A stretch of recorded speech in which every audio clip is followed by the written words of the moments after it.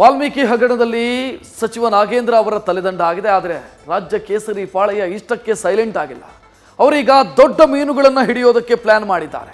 ಪ್ರಕರಣದಲ್ಲಿ ಸಿಎಂ ಸಿದ್ದರಾಮಯ್ಯ ಮತ್ತು ಡಿಸಿಎಂ ಡಿಕೆಶಿ ಅವರನ್ನ ಕಟ್ಟಿ ಹಾಕೋದಕ್ಕೆ ಬಿಜೆಪಿ ಮುಂದಾಗಿದೆ. ಇದಕ್ಕಾಗಿ ಸಿಎಂ ರಾಜೀನಾಮೆಗೆ ಕೇಸರಿ ಪಡೆ ಆಗ್ರಹಿಸಿದ್ದು ಮಾತ್ರ ಅಲ್ಲ, ರಾಹುಲ್ ಗಾಂಧಿಯವರನ್ನ ಕೂಡ ಎಳೆದು ತರಲಾಗಿದೆ.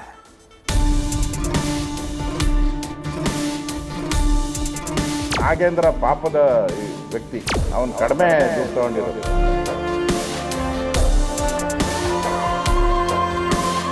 ಜಾಸ್ತಿ ದುಡ್ಡು ತಗೊಂಡಿರೋದು ಮುಖ್ಯಮಂತ್ರಿ ಅವರ ಟೀಮ್. ವಾಲ್ಮೀಕಿ ನಿಗಮದ ಹಗರಣ ಆರೋಪ ರಾಜ್ಯದಲ್ಲಿ ಅಲ್ಲೋಲ ಕಲ್ಲೋಲವನ್ನೇ ಸೃಷ್ಟಿಸಿದೆ. ಅದೆಷ್ಟರ ಮಟ್ಟಿಗೆ ಅಂದ್ರೆ ಕಮಲ ಪಾಳೆಯಕ್ಕೆ ಇದು ಬ್ರಹ್ಮಾಸ್ತ್ರದಂತೆ ಸಿಕ್ಕಿದೆ.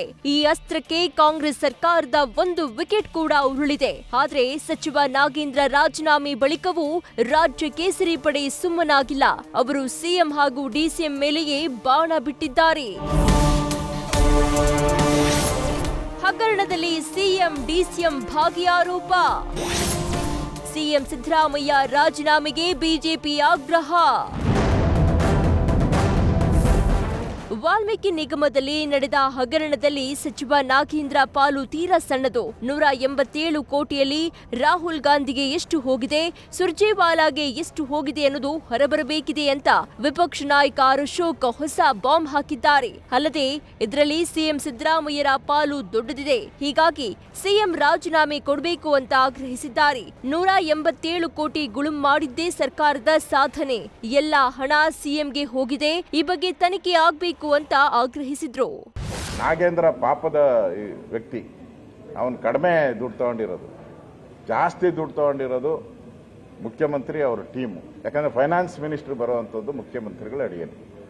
80% ನುಂಗಿರುವಂಥದ್ದು ಕಾಂಗ್ರೆಸ್ಸಿನ ಪಾರ್ಟಿಯವರು. ಅದರಿಂದ ನಾವು ಮುಖ್ಯಮಂತ್ರಿ ರಾಜೀನಾಮೆಯನ್ನು ಕೇಳ್ತಾ ಇದ್ದೀವಿ. ಮುಖ್ಯಮಂತ್ರಿಗಳ ಅನುಮತಿ ಇಲ್ಲದೆ ಒಂದೇ ಒಂದು ಕೋಟಿನೂ ಕೂಡ ಆಚೆ ಹೋಗೋಕ್ಕಾಗಲ್ಲ. ಯಾಕಂದರೆ ಹಣನೇ ಇಲ್ಲ. ಪಾಪರಾಗ್ಬಿಟ್ಟಿದೆ ಸರ್ಕಾರ.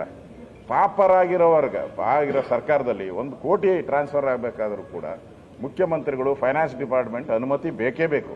ಇವರೆಲ್ಲರ ಅನುಮತಿ ಇಲ್ದಿರ 187 ಕೋಟಿ ಅವ್ಯವಹಾರ ದುಡ್ಡು ಟ್ರಾನ್ಸ್ಫರ್ ಆಗಿ ಆ ಬ್ಯಾಂಕ್ಗೆ ಹೋಗಿ ಹೈದರಾಬಾದ್ಗೆ ಹೋಗಿ, ಹೈದರಾಬಾದಿಂದ ಬೇನಾಮಿ ಅಕೌಂಟಿಂದ ಯಾರ್ಯಾರೋ ಅಕೌಂಟ್ಗೆ ಟ್ರಾನ್ಸ್ಫರ್ ಆಗ್ತೈತೆ ಅಂತ ಹೇಳಿದ್ರೆ ಈ ಸರ್ಕಾರ ಏನು ಕತ್ತೆ ಕಾಯ್ತಾ ಇದೆಯಾ?